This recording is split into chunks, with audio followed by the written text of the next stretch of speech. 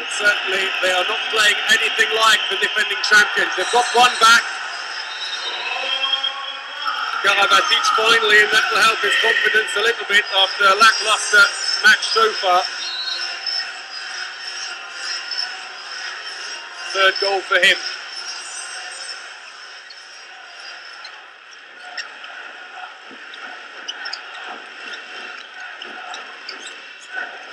Kapic. Oh, unlucky off the corner of the post. And the front defender was there to pick the ball up, Abalo. Karabatic stunnish the pass and shoots. And now it's a pass break. It's going to go back the other way. Oh, straight into the keeper. Unlucky for Hungary. That should have been back up again. Oh, and Fazekas at the other end. Well, the goalkeepers stealing centre stage here in Novi Sad at both ends. There's a save by Fazekas. Fazekas, what a match he's had. The Veszprem goalkeeper. Cut his team for a while in Germany, playing for Gummersbach. Chazar, Tibor Kapic tries to come in, go through. Yes! Not going to be given. It's going to be a penalty and a 2-minute suspension for Karabatic. And it's all going downhill for France, almost on the stroke of 55 minutes played. And the French marksman, who really is out of sorts here today, gets a 2-minute suspension for that little pull on Tibor Kapic. And a chance now for the Hungarians to take it into a 2-goal lead. Hassani.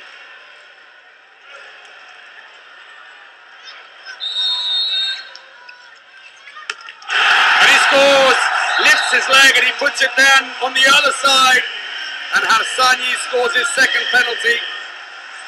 5 goals overall, and France are on the rack. 2 down, 5 minutes to go, and a power play against them. Abalo has come into the right back position. He'll drift back in again now. Fernandez releases the ball. There's just no drive. Free throw. The foul early on Barachet. And who knows, we may well be heading for a completely different lineup at the end here, with Serbia impressing, Hungary impressing, Croatia running away in the other group. A lot of other contenders rather than France winning this time maybe. Abalo hands off late to Fernandez. Narcisse. Fernandez comes around, tried to pass the ball away, but he's held. Great defending by Nodge. Passive play against France. They've got to shoot. Tries to shoot Narcisse, but he's held. Fantastic defense by Hungary. And that has really been the telling factor in this game. Solushi, who was called in when they declared Ivanchik injured, comes out quickly, and that's exactly what he got to do. But France have no drive, there's no passion in the attack. And of course with Karabatic misfiring dreadfully in attack, it's not helped one little bit. And that's gone in for a corner throw, and that will restart the clock in the minds of the referees. But a 2-goal lead for Hungary, and only 4 minutes remaining here. Karaboué, who hasn't been used in the game, the other goalkeeper for France, looks on anxiously, and France staring down the barrel here, looking at going into the main round with 0 points. Karabatic fighting his lip there. He's got a few more seconds before he can be replaced or he can come back on again. Fernandez, Abalo. There's no fluidity. It's all individual actions at the moment. Unlucky. The whistle's gone already. That won't count. The clock has been stopped. 3.5 minutes remaining. Hungary on the verge of a famous victory here against France, as Onesta reflects the frustration of the French team.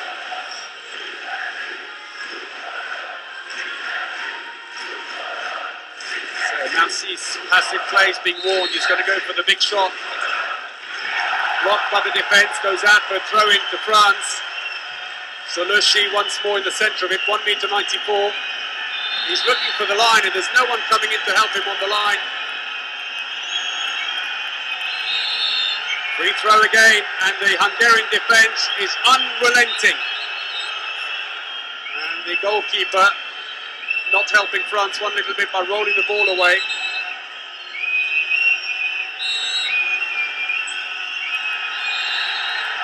The free throw again. The free throws are coming so quick that despite the passive play being warned by the referees, France are getting free throw after free throw. But that's because the Hungarians are throwing themselves at the French. It's almost as if it's the last 10 seconds of the game and one goal in it. The reality is that Hungary have a 2-goal lead and France have no ideas in attack. Okay, it's gone out, and that's going to be another throw-in from the corner. Still passive play. Surely France have got to shoot any second now or lose it. 3 minutes to go. Omeyer has done what he could at one end. Kempe. They try the Kempe, nothing say the referees, play on, and the Hungarians will take very long on this throw-in. Bingo looked surprised, he thought he was pushed as he took off. And the Hungarians, well, they will be deserved winners if they do it here today. They have outplayed France in every area, in defence, in attack. France have lacked ideas, and when they have broken through with a 38% success rate on their shooting, they were never going to win this game with that. Compare that with 56% for the Hungarians, and that's going to be it, surely. Krivo Kapic, his third goal. And now it's a 3-goal lead. France's heads are dropping. They're running out of time. That's one back at least. Barachet, who together with Bingo has kind of stood out with his shooting. 2 goals in it again now. But time has run out on the French, and I'm afraid with 0 points in the main round, they will have a mountain to climb. Into the last 2 minutes, the clock is stopped. The Hungarians, a couple of smiles in amongst them there. Well, they sent the parting shots already with that draw against Spain. France knew they had a mountain to climb here. They haven't fired on all cylinders in any of their matches so far, France. It's almost as if, frankly, they arrived here not quite prepared for this. You do wonder sometimes when you've won so much so often, you've got all the titles, how do you keep yourself motivated? Barachet steals the ball. Hungary have got it back again. Krivo Kapic is trying to say stop the play, but in fact France have been given possession. 1.5 minutes to go. They've got to do something pretty quick here, even just to get a draw. Abalo looks to the line. Abalo fighting like a lion as Dinar goes off. The clock has been stopped once more. 1 minute and 17 seconds remaining. And this is why Dinar going down. Need to remove the sweat now. So France, the best they can hope for now is 1 point going through to the next round. It won't be the only surprise if you look at that straight down the middle. Saved by Fazekas. And surely that's it now as we come up to the last minute of the game. A 2-goal lead for Hungary. And they will go into the next round with 3 points and a great chance to make it through to the semi-finals.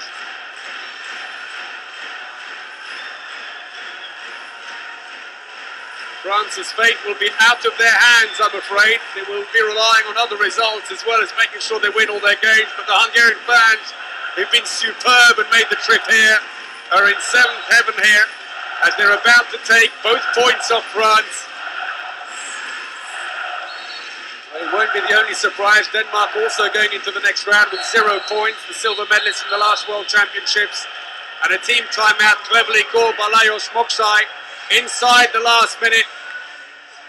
It will reset the clock going in the mind of the referees. Hungary have had so much promise for so long with so many good players and haven't really delivered in recent years. The best, really a 6th place in the World Championships in 2009. In the Olympics in 2004, actually, they got 4th. But they just needed to prove to themselves that they can do it right up to the top level.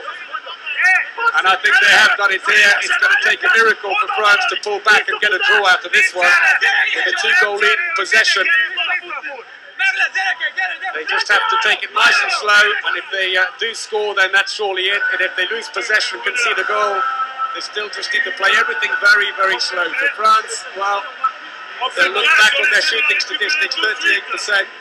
I'm afraid that's no good. Narcisse 2 from 9. Karabatic 3 goals from 15 attempts. Barachet, actually, I gave him more credit than I should have done, 5 from 10.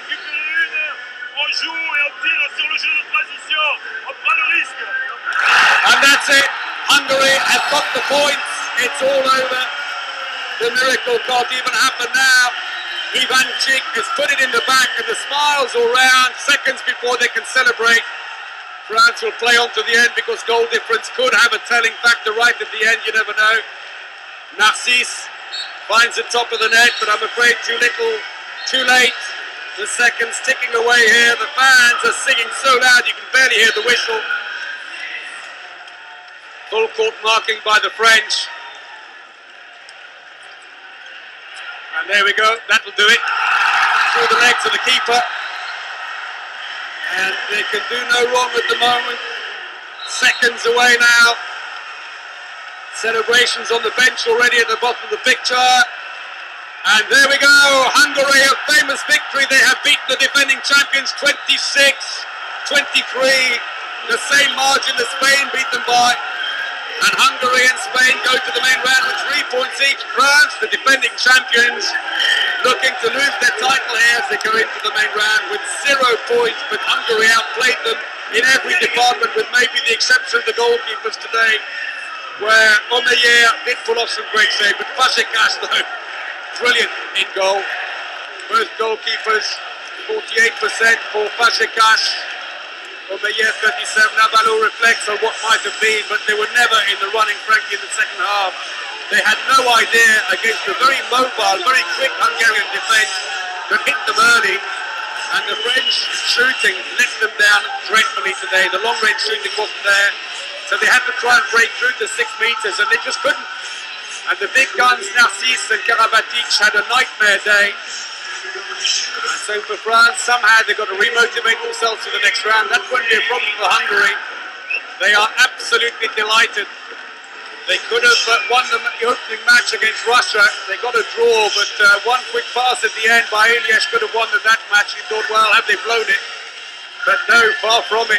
It's Russia who've gone out of this group, and Hungary who go through with 3 points together with Spain. France thank their supporters, but I'm afraid they didn't give them much of a spectacle here today. And it's the Hungarians who have played out of their socks here today. Fazekas must be in line. Well, Omeyer, the best of the French, he's the only one really who can hold his head up, I think, on this one here. Defensively, they were outplayed. In attack, they couldn't really put the ball away. Omeyer did what he could with 15 saves. But Nandor Fazekas got 21 saves.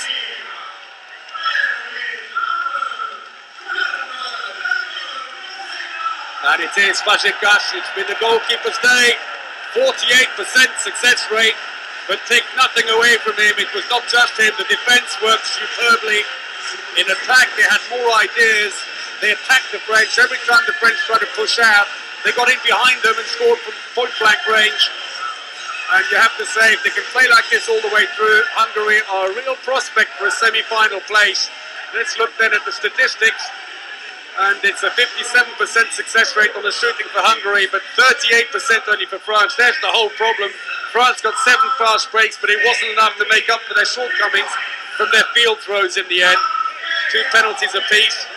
Barachet top scored for France with 5, but Joubai beat him by a single goal there. 6 for him. Hassani with 4, including those crucial penalties. And long gaps without goals in the second half. It was a game of solid defending or hard defending and taking your chances when you could, and France couldn't do it. And here's no luck on the wings where they're normally so successful. Left back, look at that, 2 from 7. Right back, 3 from 9. 5 from 20 down the middle. While for Hungary, it's a more steady picture, but still straight down the middle. 4 fast breaks and 2 penalties. Well, an amazing result. Hungary have beaten France 26-23 here in Novi Sad. What a game it's been. Hope you've enjoyed it. But for now, Well, let's have a look quickly at the tables, but these will change obviously with the points he carried forward. Spain top with 5, Hungary on 4, France 2 and Russia 1. Russia drop out of the competition.